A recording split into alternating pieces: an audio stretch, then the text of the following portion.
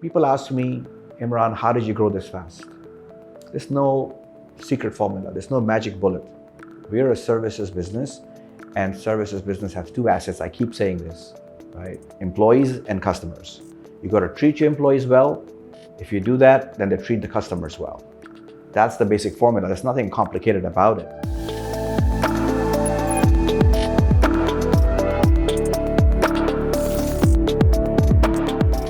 We're a global organization, about 1,500 employees. Right? We're headquartered in Northern America, in Washington, D.C. area. We have offices in Chicago, in New York City. We have offices in Costa Rica, in Colombia, and in Peru, 3 countries in Latin America. And then we have Pakistan.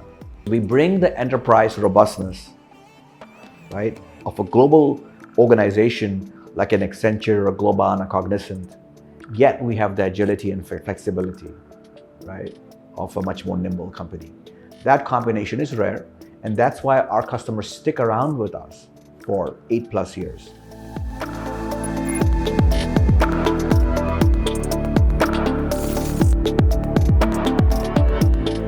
It's truly an honor to be a Pakistani American and winning this Entrepreneur of the Year award to EY. EY, Ernst & Young, is a fantastic organization. They foster and encourage entrepreneurs.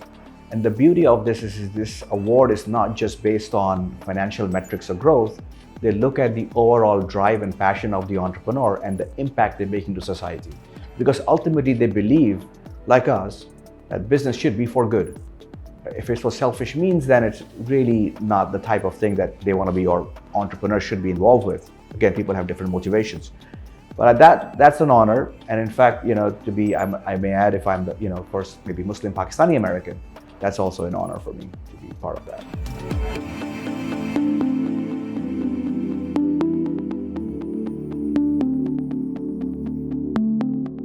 The biggest hurdle that companies are finding is the lack of integration and managing initiatives, technology initiatives across one horizon, one spectrum. It's easy, again, I keep saying this, to bring in people who can do the tasks for you. But to become a value-added partner, you have to invest in the right leadership who can understand the customer pain points, right? There's customer experience, there's product management, there's strategy functions, and then more importantly, experts who can speak the problems or the nomenclature of specific industries like healthcare and financial services. So you have to unpack and understand from the customer what is the problem they're trying to solve. And if you take a bit of time investing with the customer to truly understand what the objective of this task is, you can perhaps approach it in a different way for them. And the customer appreciates it, that there may be a shortcut, there may be a longer cut you take, which will help you avoid technical debt, for example. But it's understanding and being in your customer's shoes and understanding what the pain they have and then going back and executing relentlessly. Because then you're at the table proactively providing them solutions versus technical widgets. That's the leap that you have to make, right? And that comes from reinvestment.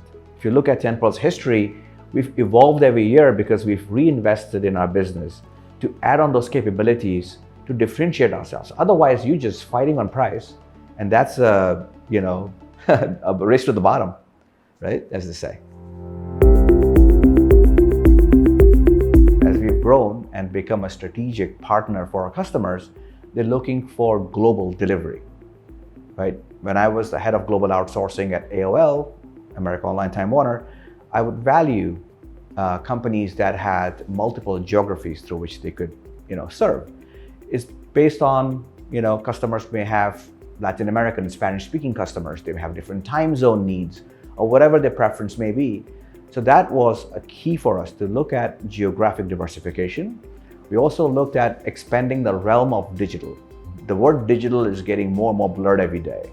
And so customers are looking for businesses, for partners who can provide them the end-to-end capabilities. Because it's very difficult to think about customer experience in isolation to what the tech would work and how it would integrate with the entire tech ecosystem. Having a single partner who can provide that is amazing. And that's why we're coming up against the big fives of the world. There are a few opportunities where we are competing with Accenture or Cognizant or Globant. That tells you that we've arrived at the stage and customers are looking at us from that viewpoint. They say that, good attracts good. And the important thing is that even positivity is viral. So because we've had a long history of acquisitions and our initial acquisitions were fantastic, word spread very quickly about 10Pearls and how it treats its acquisition, how we're able to grow together. And that has sort of prompted a lot of businesses to come to us. So without doing much, we're seeing a bunch of activity inbound, companies who are looking to look at the next stage of their growth.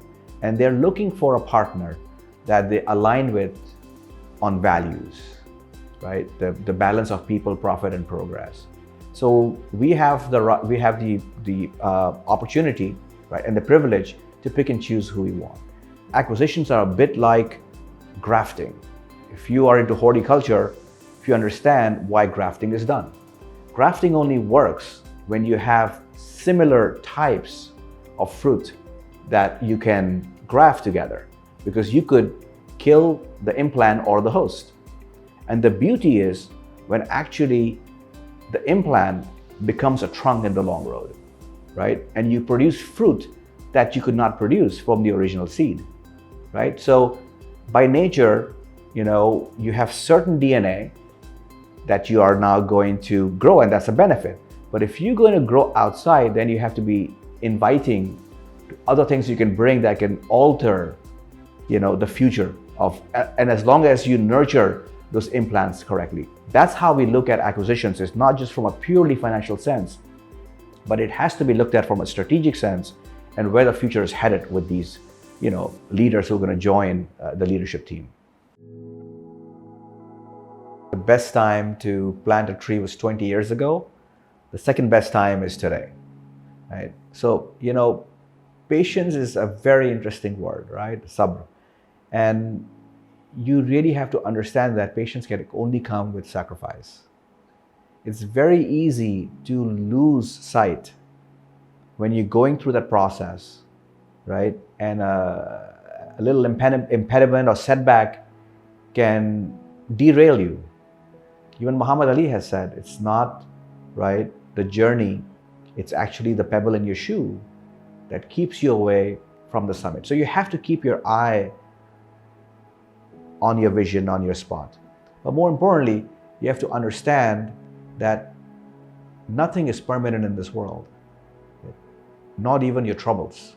This is Charlie Chaplin, by the way, his famous quote. So when you're going through that struggle and you're not seeing progress, you have to bring that mindset to the table and remind yourself what you have accomplished. And also, this is, interesting, growth never happens in a straight line. You might be going backwards a year before you go forward. They've said, they've experimented, how do you learn how to cycle if you turn your handle left, you're actually turning right.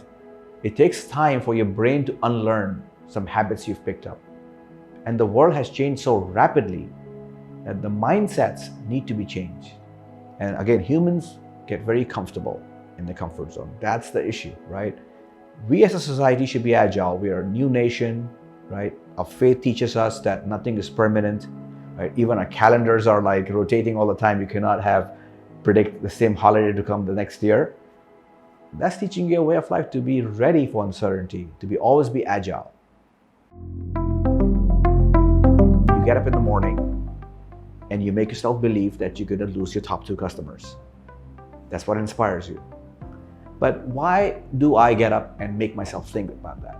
Because what I'm afraid of is that I'm not able to help people, right? Alhamdulillah, we have about 100,000 kids we're feeding a month. We want it to be 500,000, right? That's what keeps the drive. And if an entrepreneur can find a passion, right? It does not have to be philanthropic, whatever it is, right? And combine it with, financial, economic gains, that's when you get the most motivation. Just in Pakistan, of course, we have initiatives around the world. Just in Pakistan, We had started this initiative called Zaitoon during COVID, where we started food shelters initially for children. We've expanded that. We now have about 5-6 locations. We're feeding about 100,000 children. We collaborate with existing schools that serve the underprivileged, and 2 of our schools are our own as well, where we're teaching them sort of logic, math skills, language skills. We also have women who come in and learn basic skills like sewing, and then at the end of the program we'll donate the sewing machine to them so that they can actually make a living. That has been quite impactful. We've worked with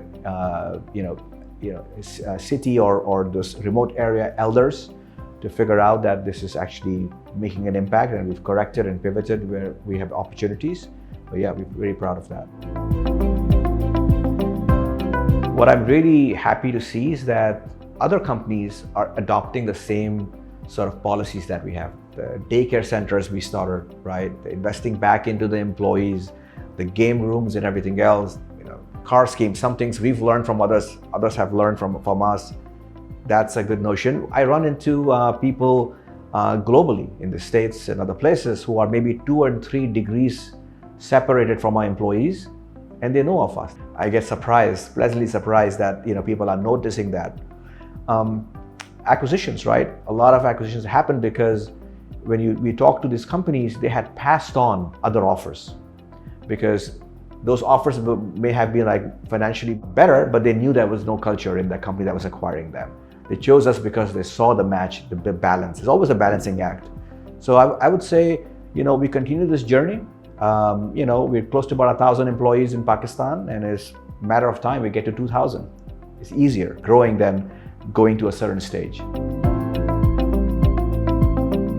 The playing field for enterprises and freelancers need to be looked upon, right? So it's fantastic that you create avenues to bring in foreign exchange, but the quality of foreign exchange also matters. Individuals versus enterprises, right? The quality of that foreign exchange is measured in much higher terms when it's enterprise, right? And enterprises are not just looking for 1 or 2 individuals, right? They're getting projects that are much larger, and they're hiring the entire infrastructure around, right? The technical talent to support that. So net, the value that enterprises create is exponentially greater than an individual. So the IT minister needs to look at, are the incentives misaligned? Because if you're incentivizing the individual more than the whole, then you have completely missed out on Iqbal. Right? What Iqbal said, "Fard qaim rabte millat se hai tanha kuch nahi, मौज है दरिया में बैरून दरिया कुछ नहीं."